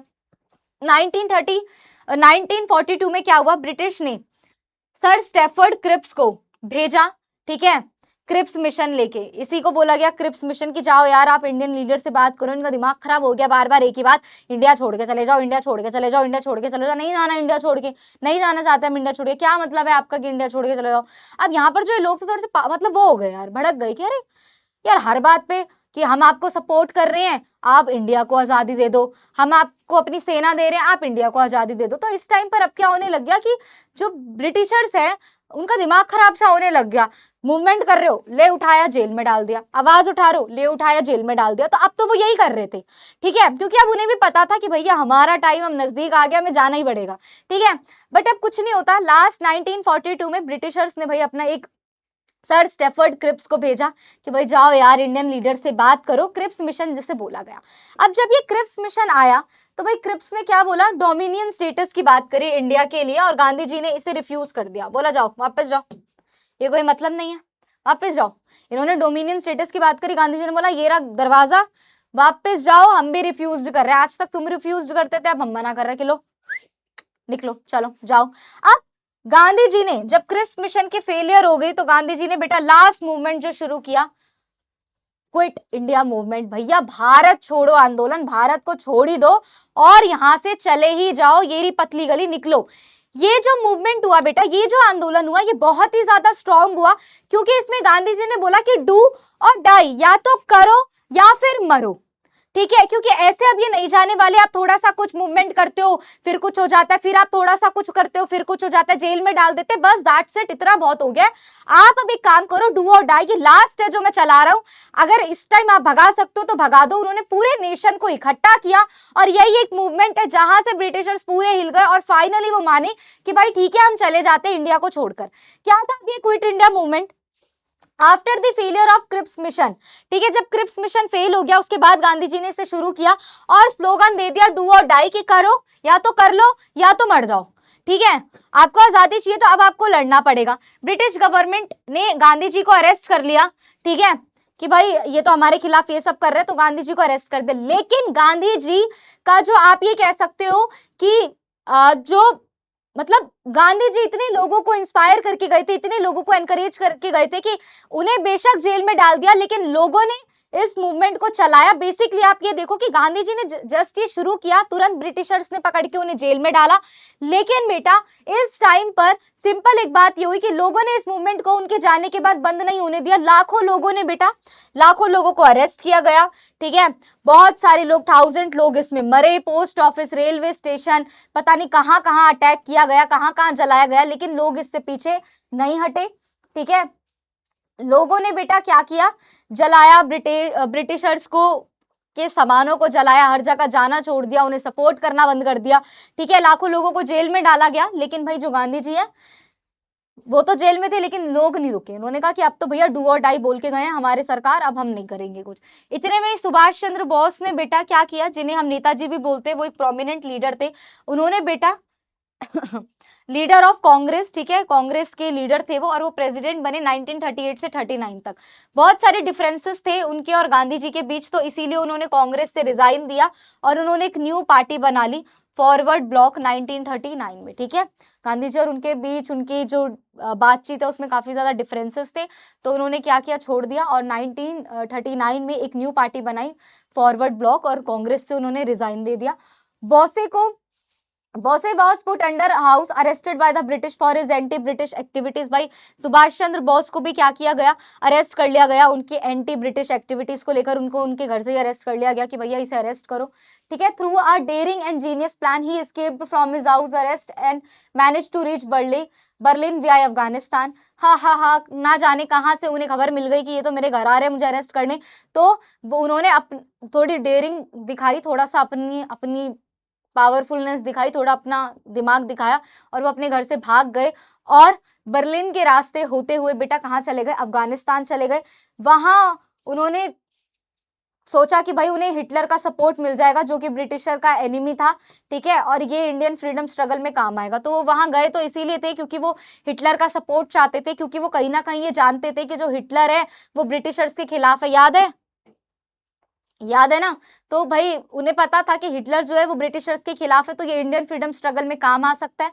लेकिन in the middle of second world war जो सुभाष चंद्र बोस है उन्हें जर्मनी भागना पड़ा, ठीक है, और फिर वो जापान पहुंचे। वहां से भागते हुए 1943 में 3 मंथ वहां रहे, ठीक है, फिर वो वापस सिंगापुर गए, वहां वो आजाद हिंद फौज के लीडर बने और उन्होंने रश बिहारी बोस इन साउथ ईस्ट एशिया में क्या किया, ओरिजिनली एक इस ऑर्गेनाइजेशन को फॉर्म्ड किया। इस तरीके से उन्होंने सारे काम करे।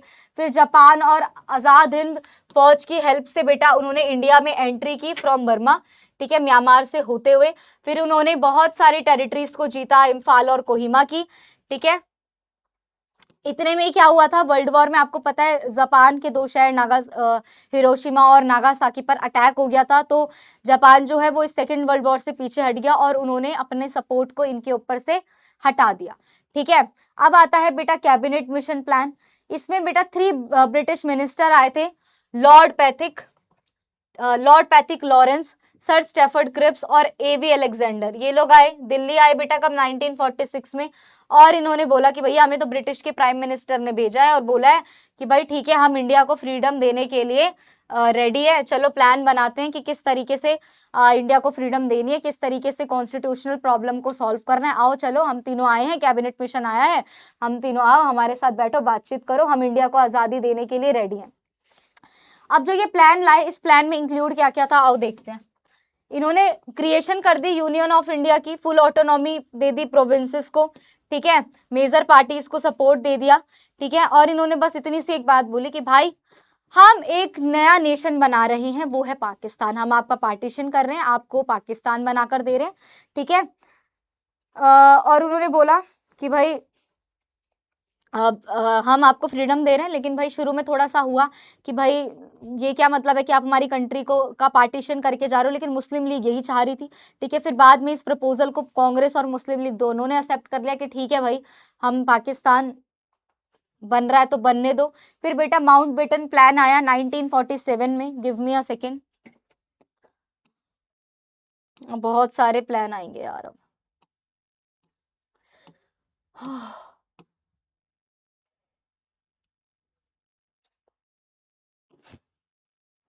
ठीक है, अब एक माउंटबेटन प्लान आया बेटा जून 1947 में, ठीक है। लॉर्ड माउंटबेटन इंडिया आए, ठीक है, और उन्होंने इंडिया आके बेटा क्या किया, इंडिया आ गए लॉर्ड माउंटबेटन, और उन्होंने इंडिया में जितने भी इंपॉर्टेंट लीडर्स थे उनके साथ काफ़ी ज़्यादा काफ़ी ज़्यादा कंसल्ट किए कि भाई बताओ कैसे करना है, क्या सारी चीज़ें हैं। फिर जून 1947 को लॉर्ड माउंटबेटन ने एक स्टेटमेंट दी, उसमें उन्होंने बोला कि ठीक है हम इंडिया का जो कॉन्स्टिट्यूशनल रिफॉर्म है उसको हम कर रहे हैं। हम क्या बोल रहे हैं कि भाई मुस्लिम लीग एक नया नेशन चाहती है पाकिस्तान, ठीक है, तो हम अब रेडी हैं, हम भी 2 डोमिनियन बना रहे हैं, ट्रांसफर कर रहे हैं सारी चीज़ों को, एक एक चीज़ का बंटवारा कर दो और इंडिया से ही एक और नेशन बनेगा, उसका नाम होगा पाकिस्तान, ठीक है। और 15 अगस्त 1947 वो डे डिक्लेयर कर दिया गया कि इस दिन हमें आज़ादी मिल जाएगी, ठीक है। कांग्रेस, मुस्लिम लीग, सब ने, जितने भी पॉलिटिकल लीडर्स थे उन्होंने बेटा इसको एक्सेप्ट कर लिया। आपको पता है क्या, अब यकीन करोगे एक एक मेज कुर्सी का भी बंटवारा हुआ था उस टाइम पे कि अच्छा इतना पार्ट उसका है पाकिस्तान का, तो ये सारा सामान पाकिस्तान जाएगा, ये सारा सामान इंडिया आएगा। तो इस तरीके का भयानक पार्टीशन किया था इन लोगों ने। अब इंडियन इंडिपेंडेंस एक्ट 1947 के कुछ फीचर्स हैं। पहला यही कि भाई इंडियन यूनियन को डिवाइड कर दिया गया 2 इंडिपेंडेंट स्टेट में, इंडिया और पाकिस्तान, ठीक है। और क्या बोलते हैं 2 लेजिस्लेटिव बॉडीज की बात करी गई इनके लिए, ठीक है। Second, office of the secretary of state of India shawl B abolished, इसे अबॉलिश कर दिया गया, ठीक है। अब बेसिकली कुछ चेंजेस किए गए कि भाई 2 डोमिनियन गवर्नमेंट बना दी है, भाई अब उनका राइट है वो कंटिन्यू कर सकती है, ठीक है। और द ब्रिटिश सुपरमेसी, जो इंडिया के जितने भी नेटिव स्टेट्स है उनके ऊपर जहां जहां पर ब्रिटिश की सुपरमेसी थी अब वो खत्म हो गई है, ठीक है। जवाहरलाल नेहरू जी हैं जो वो प्राइम मिनिस्टर बनेंगे। फिर ऐसे ही जो लॉर्ड माउंटबेटन है वो लास्ट ब्रिटिश गवर्नर जनरल बनेंगे। नेहरू जी भैया प्राइम मिनिस्टर बनेंगे आज़ाद भारत के, ऐसे इन्होंने सारी चीज़ों को क्या कर दिया बेटा, डिवाइड कर दिया और फाइनली 15 अगस्त 1947 को इंडिया को आज़ादी मिल गई। एक सेपरेट स्टेट बना पाकिस्तान, जो क्रिएट हुआ 14 अगस्त 1947 को, जिसमें बेटा west Punjab, Sindh, north west ये सारे इंक्लूड हुए। जवाहरलाल नेहरू जी हैं, वो फर्स्ट पीएम बने इंडिया के और उन्होंने एक फेमस, आप कह सकते हो, speech the, trust with destiny करके, ठीक है। तो ये सारी चीज़ें हुई और आप ये देखो, with the help of Japan Azad इन, अच्छा ये दोबारा सेम आ गया, एक गिव मी अ सेकंड।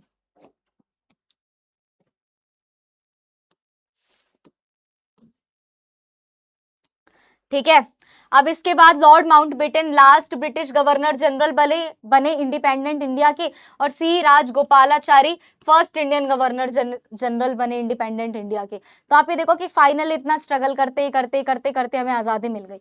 लेकिन अब जो ये पार्टीशन हुआ, इसके क्या कॉन्सिक्वेंसेस निकले? ठीक है कि भाई इंडिया से एक नया नेशन बन गया पाकिस्तान 14 अगस्त को, लेकिन इसके रिजल्ट क्या निकले, इसके क्या कॉन्सिक्वेंसेस निकले? बेटा मैं आपको एक बात बताऊं, इतना बुरा इम्पैक्ट पड़ा था ना, इतने लोगों की डेथ हुई थी। कुछ लोग जो इंडिया में रहना चाहते थे वो पाकिस्तान वाले एरिया में शिफ्ट हो गए गलती से, कुछ लोग जो पाकिस्तान जाना चाहते थे वो इंडिया ही रह गए। ठीक है, लोगों को जबरदस्ती अपना घर छोड़कर जाना पड़ा। क्यों? क्योंकि वो, अब मान लो किसी का घर पाकिस्तान वाले एरिया में आ रहा है, ठीक है, कि भाई ये एरिया कल से पाकिस्तान का हो जाएगा, नया बन जाएगा, ये नई कंट्री हो जाएगी पाकिस्तान। लोग सालों से वहां रह रहे हैं, उन्हें अपना घर छोड़ के यहाँ आना पड़ रहा है। कुछ लोग जो वहां जाना चाहते हैं उन्हें यहाँ रहना पड़ रहा है। तो लोगों को जबरदस्ती अपना घर छोड़ के इधर उधर शिफ्ट करना पड़ रहा था। ठीक है, बहुत सारे जो लोग हैं उनकी डेथ हो रही थी बेटा। इकोनॉमी, इंडिया की जो इकोनॉमी है वो हिल गई। लोगों को बेटा बहुत सारी डिफिकल्टीज देखने को मिल रही थी, खाने की कमी हो गई थी। ठीक है, लोग इतना ट्रेवल कर रहे थे, वहां उनकी डेथ हो रही थी। और आपको सबसे मेन बात अगर मैं बताऊं, बहुत सारी वुमेन्स को उस टाइम पे पकड़ा गया, उन्हें किडनैप किया गया, जबरदस्ती उनका रिलीजन चेंज करवाया गया, रेप्स हुए, बहुत खराब सिचुएशन हुई उस टाइम। वुमेन की तो बहुत बुरी हालत थी। ठीक है, जबरदस्ती पकड़ पकड़ के उनका रिलीजन चेंज करवाया गया, रेप हुए, बहुत सारी फालतू की भी चीजें हुई थी पार्टीशन के टाइम पे। 30 जनवरी 1948 को महात्मा गांधी जी को नाथूराम गॉडसे ने गोली मार दी। पूरा जो नेशन था वो इस दुख में था कि उन्होंने एक बहुत इंपॉर्टेंट लीडर को खो दिया, इसीलिए उन्हें फादर ऑफ द नेशन का टैग मिला। ठीक है, फिर इंडिया का कॉन्स्टिट्यूशन ऑफ इंडिया को अडॉप्ट किया गया। ठीक है, और 26 जनवरी 1950 से इंडिया का जो कॉन्स्टिट्यूशन है उसे फॉलो किया जाने लगा और then India became a republic. So ये हमने पूरी वो कहानी पढ़ी बेटा कि कैसे इंडिया को आज़ादी मिली। बीच में मैम थोड़ी लो हुई, थोड़ी हाई हुई, बट फाइनली आपका ये चैप्टर हो गया, जहाँ हमने वो स्ट्रगल की कहानी पढ़ी कि किस तरीके से हम आज आज़ाद भारत में खड़े हैं। उसके पीछे कितने लोगों की मेहनत, कितने लोगों का स्ट्रगल, कितने लोगों ने बेटा फांसी को हंसते हंसते गलत लगाया, मतलब फांसी को गले लगाया। याद है ना आपको? भगत सिंह, राजगुरु, सुखदेव, गांधी जी की गोली मार के हत्या कर दी गई, इतने सारे मूवमेंट हुए, इतनी सारी चीजें हुई, बट फाइनली इंडिया एक आजाद कंट्री बना। ठीक है, इंडिया को आजादी मिली, India India got independence, got freedom, then at the last India became republic. So यही था पूरा चैप्टर। आई होप आपने इस लेक्चर को अच्छे से एंजॉय किया होगा। एक दो बार देखोगे अच्छे से सारी चीजें क्लियर हो जाएगी कि कब क्या कहाँ हुआ, क्योंकि ये जो पूरा चैप्टर है पूरा एक फ्लो में है कि शुरू में क्या हुआ क्या हुआ क्या हुआ करते करते पूरा एंड है इसका। ठीक है, तो bye bye, take care, love you all, bye.